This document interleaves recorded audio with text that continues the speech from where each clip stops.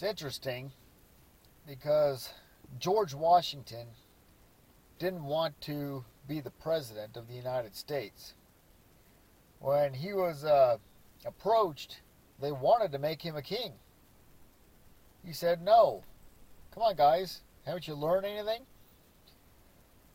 And he really didn't want to serve as president of the United States. But he did. I think that his characteristic that he showed as he ran for the presidency and served as the presidency, I think it should be a template, a blueprint for the rest of Americans who have the desire to serve their country. I believe, it's October, and there's many places around the country that are going to be going to the voting booths pretty soon for various positions. We are granted in this country, the United States, the privilege to be opportuned to serve in public office, to go through an election process whereby we have the ability to influence people towards our own way of thinking, our own policies, and hopefully utilizing their faith in us, do a good job in that post. I believe, however, that there is something in this whole process that is not observed in this country, and that is the worthiness to hold public office. We are given this grand gem, to serve. It is something afforded us by our founders. It is something granted us by the form of government that we have adopted, that being a republic. At the same time, we fail to see any personal worthiness to hold public office. We only look at our qualification. Oh, okay, well, I'm 35 or whatever, and I'm an American citizen, therefore I'm running for public office. But I say, where's the worthiness? We have seen some very disastrous public election campaigns over the decades, and they've only gotten worse. And it disturbs me because when I see a candidate, and it doesn't matter for what, it could be a candidate for a city council, a mayor, it could be a candidate for state legislature, it could be a candidate for the President of the United States.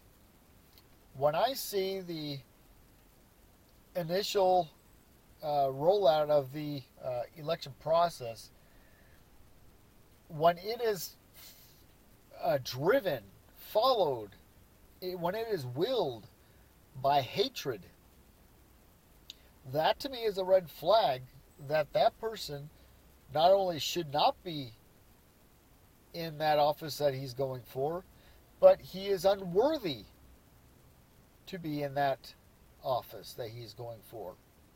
Unworthy. And that is a difficult thing to say, I understand. It's a difficult thing to accept. But I think that anyone holding a particular office has the duty and the responsibility through good and sound judgment, through selfless service to the people, a duty to protect, maintain, and enhance the integrity of that office which you hold. And it is my opinion that if you go into a campaign with nothing but hatred in your heart, and it can be a hatred in your heart for the person holding that position right now, it can be a hatred for decisions made on certain projects, whether it be in your community, your state, your nation. And I think far too many people utilize hatred as a means to get elected, because there is few things more observed and few things more uh, that stays in the mind more than hatred. If you have an outburst at somebody, if you have a beef, that stays in the mind, and that often gets people elected. But if you take the better route of being calm, collected, someone of a sound mind, someone who can speak intelligently with knowledge and logic,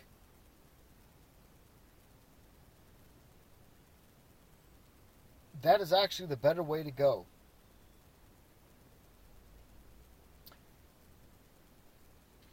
It is important for, and this is something that I have seen, it is important for any candidate to be truly informed. If he has a beef against something, if he has a problem with something, he needs to first attend all those public meetings to find out why things are voted the way they are, how they are voted the way they are, in order to be informed. And to me, it is the only true way to be a true and valid candidate for any office. Because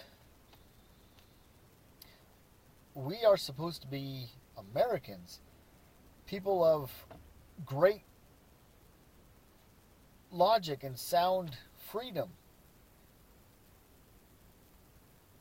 We should not expect the right to present before the face of people that we want to have vote for us, the face of complete anger, frustration, hatred, because it's wrong.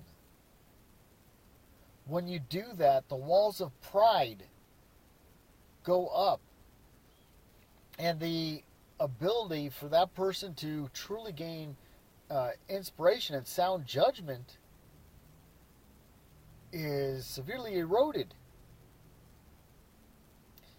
And when that happens, do you really want that person to be in that elected office if his judgment is impaired because of true hatred?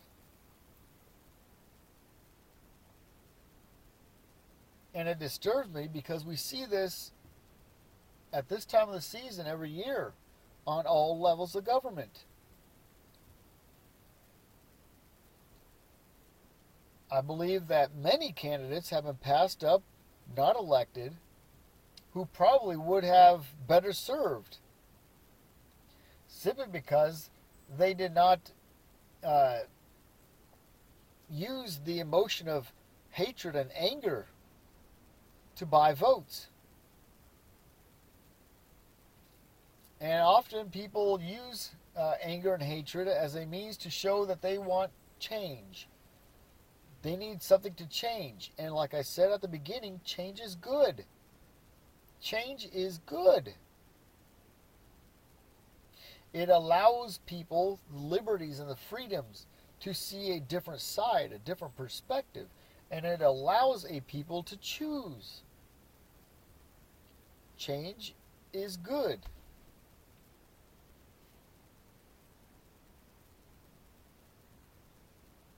But the initiative of change should not be prompted through hatred and intolerance. Because for everything that you see as wrong and invalid in your government, there is someone on the other side of the desk who can validate it, who believes in it. I may not appreciate what our President of the United States is doing to us, but I am not so blinded as to not understand that on the other side of that desk in the Oval Office, he probably has a different mindset that he can justify his actions. And so I'm not going to go and purposely tear down the guy. What I would do as President of the United States in the running is I would formulate and present my own views and let the people judge this against his views. And let it be at that. It is always better to not only serve, but run a campaign off the idea of positive thinking rather than a complete negative hatred.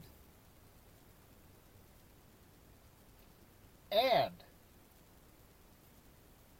by and large, negative campaigning, negative hatred is led by people who have little information, who are misinformed. And ultimately, they want to serve their own ends.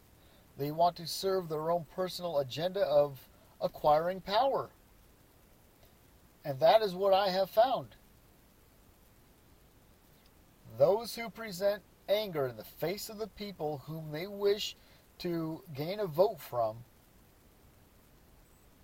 have an agenda, whether conscious or subconscious, to acquire power. And they also exhibit, while in office, an inability to work or to compromise or to negotiate. Because with anger, you acquire power. With power, your focus is on your agenda and nothing else. Not the common good. Even though you may believe it, it is not the common good. Those are my thoughts for today, and they've crept up because, across the country we have a lot of campaigns going. We have a lot of candidates in the running for various forms of office. And so I just want the people to understand that we have this great gem, a privilege to go in the running for public office. But by the same token, on the other side of the aisle, we have a duty and responsibility to be worthy of holding that office. And so I ask the people to think about that. And I ask all people who are being candidates for any office to ask yourself, are you running off of negativity and hatred? Are you really wanting to serve the people? Or are you just wanting to gain the position in order to impose power and authority in a direction that ought not to be? Those are my thoughts for the day.